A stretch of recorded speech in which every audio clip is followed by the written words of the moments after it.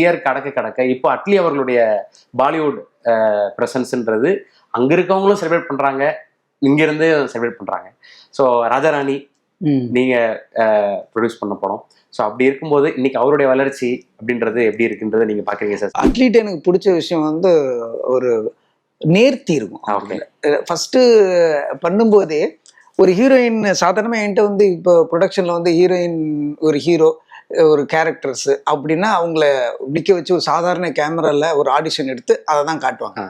ஆனால் அப்போவே அட்லி என்ன பண்ணுவாருன்னா, ஒரு ஹீரோயின் கேரக்டர்னா அந்த படத்தில் வர்ற 4 சீன் எமோஷனல் சீன், ஒன்று நல்லா ஹியூமராக இருக்கிற ஒரு ஹியூமர் சீனு, ஒரு எமோஷனலான ஒரு சீனு, ஒரு துருத்துருன்னு இருக்கிற சீனு, 3 காஸ்டியூமில் வந்து ஷூட் பண்ணி அதில் இருக்கிற இம்பார்ட்டன்ஸான டைலாக் ஷூட் பண்ணி அந்த கேரக்டர் அவங்கள பற்றி சொல்லிக்குவாங்க. நான் வந்து என் பேர் ரெஜினா, நான் வந்து இந்த மாதிரி ஃபேமிலி, எனக்கு இது பிடிக்கும் இது பிடிக்காது அப்படின்னு அவங்களே பேசுற மாதிரி பேசி அதுக்கு ஒரு மியூசிக் போட்டு அதை கலர் கிரேட் பண்ணி அந்த கேரக்டர் சினிமாவில் எப்படி வரும்ன்ற ஒரு நமக்கு கண்ணில் வர்ற மாதிரி பண்ணுவாங்க. மற்றவங்க யூஸ்வலாக ஜெனரலாக சினிமாவில் என்ன பண்ணுவாங்கன்னா, ஒரு ஆடிஷனா அவங்க போட்டிருக்கிற ட்ரெஸ்ஸோடு வருவாங்க. ஓகே ஓகே அவங்க போட்டிருக்கிற ட்ரெஸ் வருவாங்க, 4 டைலாக் கொடுப்பாங்க. அந்த டைலாக் கூட நம்ம படத்து டைலாக் கொடுக்க மாட்டாங்க, ஏன்னா டைலாக் லீக் ஆகிடும் அப்படின்ட்டு இது மாதிரி ஒரு டைலாக் கொடுப்பாங்க.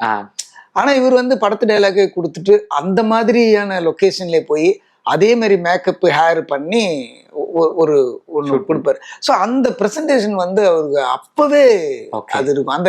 அந்த நேர்த்தி, அந்த மெனக்கடல்னு சொல்லுவோம்ல, அந்த எக்ஸ்ட்ரா எஃபர்ட்ஸ்ன்னு இருக்குல்ல, அந்த எக்ஸ்ட்ரா எஃபர்ட்ஸ் வந்து நான் அவர்கிட்ட அப்பவே பார்த்தேன். ஸோ அதே மாதிரி சங்கர் சார்ட்ட இருந்து ஒர்க் பண்ணி வந்ததுனாலே என்ன தெரியல, அந்த லிரிக்ஸு ஒன்றுலேயும் அந்த கவனம் வந்து எனக்கு அது ஒரு வியப்பு கொடுத்துச்சு ஒரு பிகினர்ஸுக்கு. அது ஸோ அந்த இன்வால்மெண்ட் தான் அவருக்கு இந்த வளர்ச்சி கொடுத்துருக்குன்னு நான் நம்புறேன்.